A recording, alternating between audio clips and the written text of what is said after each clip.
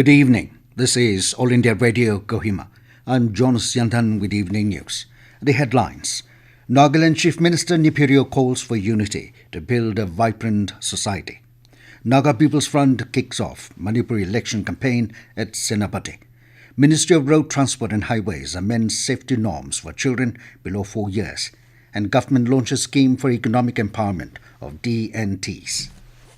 With the new Omicron variant of coronavirus causing concern, we appeal our listeners to be vigilant and to get fully vaccinated and help others, including children between 15 and 18 years, to get vaccinated.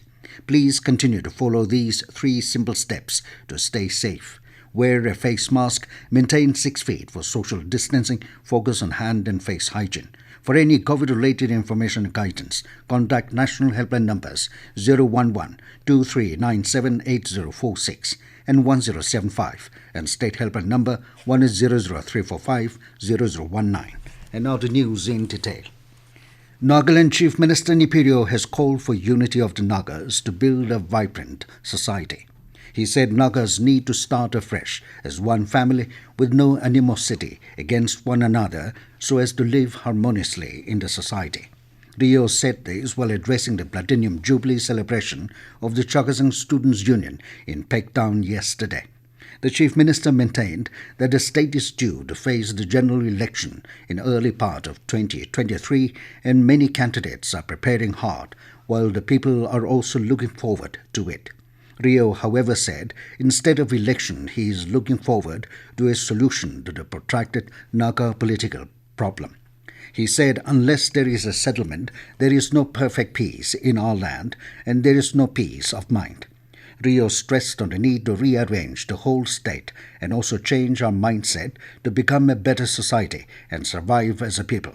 He maintained that he wants a solution because it will bring a new hope for the youth, the students and for the future. Rio also said that the centre is willing to give more seats in Parliament and in the State Assembly to resolve the decades-old Naga political issue.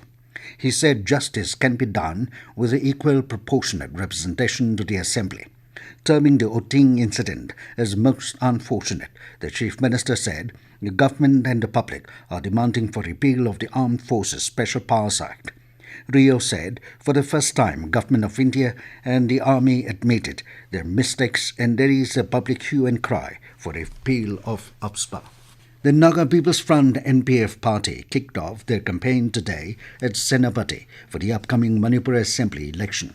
Nagaland Chief Minister Neiphiu, along with United Democratic Alliance Chairman and NPF Legislative Party Leader Tia Zeliang and NPF leaders attended the kick-off ceremony. Zeliang said NPF party is dear to the hearts of every Naga, be it those living in Manipur, Nagaland, Arunachal or Assam. He urged the people to be strong, with passion and purpose, to take the NPF party forward in Manipur. Zeliang appealed to people of the 10 constituencies where NPF candidates are contesting to come together and support the NPF candidates. The first phase of the Manipur elections will be held on 20th February, while the second phase will be held on 5th of March. The Ministry of Road Transport and Highways has amended Central Motor Vehicles Rules 1989 and prescribed safety norms for children below 4 years of age riding or being carried on a motorcycle. It specifies use of a safety harness and crash helmet.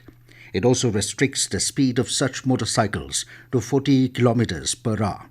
These rules will come into force after 1 year from the date of publication of the Central Motor Vehicles Second Amendment Rules 2022. Government today launched a scheme for economic empowerment for DNTs, SWD, for the welfare of denotified, nomadic and semi-nomadic communities in New Delhi. Social Justice and Empowerment Minister Dr. Virendra Kumar said the scheme will provide free education opportunity, health insurance worth 5 lakh rupees under Ayushman Bharat, better facilities for livelihood and financial assistance for construction of houses. The minister said the scheme will prove to be a game changer towards empowering the denotified tribes communities. This news comes to you from All India Radio, Kohima. You can also listen to this news bulletin on News on Air app and YouTube channel AIR News Kohima.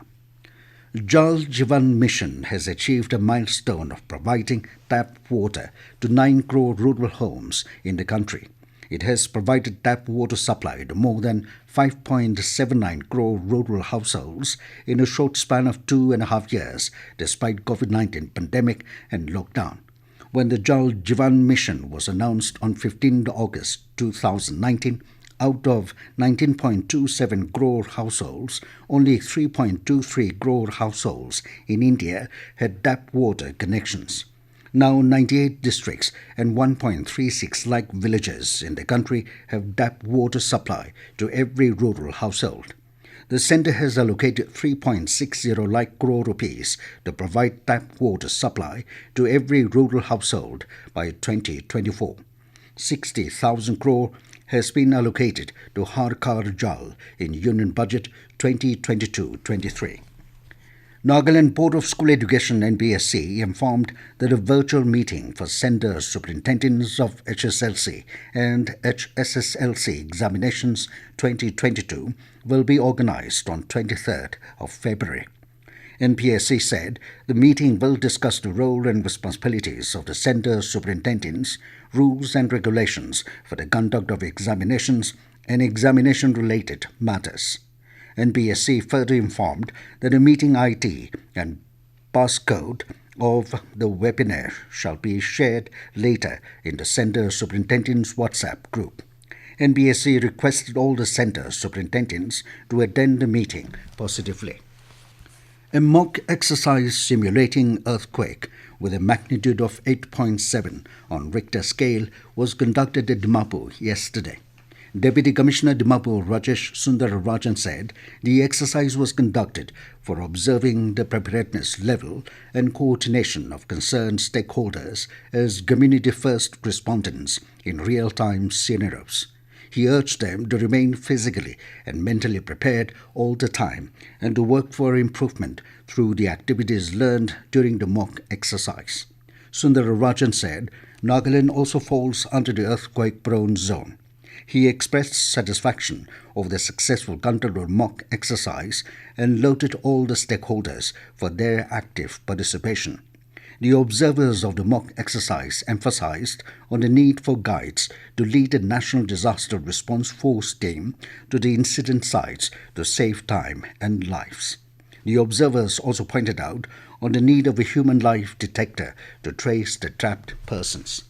District Administration and Mahila Shakti Gentra District Level Centre for Women Longling, in collaboration with Longling District Legal Service Authority (LDLSA), yesterday conducted orientation cum training program on Protection of Children from Sexual Offences Act (POCSO) and Preconception and Prenatal Diagnostic Techniques Act (PCP-NDT) for Anganwadi and ASHA workers at Longling.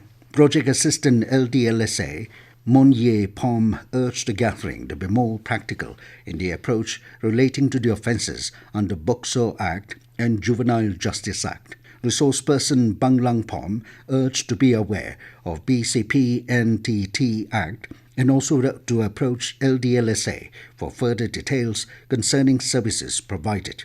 An interactive session was held on women-centric schemes, women issues, health and hygiene. Nagaland today reported 46 recovered COVID-19 cases, surpassing new positive cases of 32.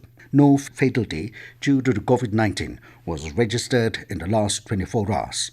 The state's cumulative tally stood at 35,306, while 32,711 were recovered cases and 749 were COVID deaths. Currently, there are 367 active COVID-19 cases in the state. And now to end news, here are the main points again. Nagaland Chief Minister Neiphiu calls for unity to build a vibrant society. Naga People's Front kicks off Manipur election campaign at Senapati. Ministry of Road Transport and Highways amends safety norms for children below 4 years. And government launches scheme for economic empowerment of DNTs. That is all we have in this evening news bulletin. Good night.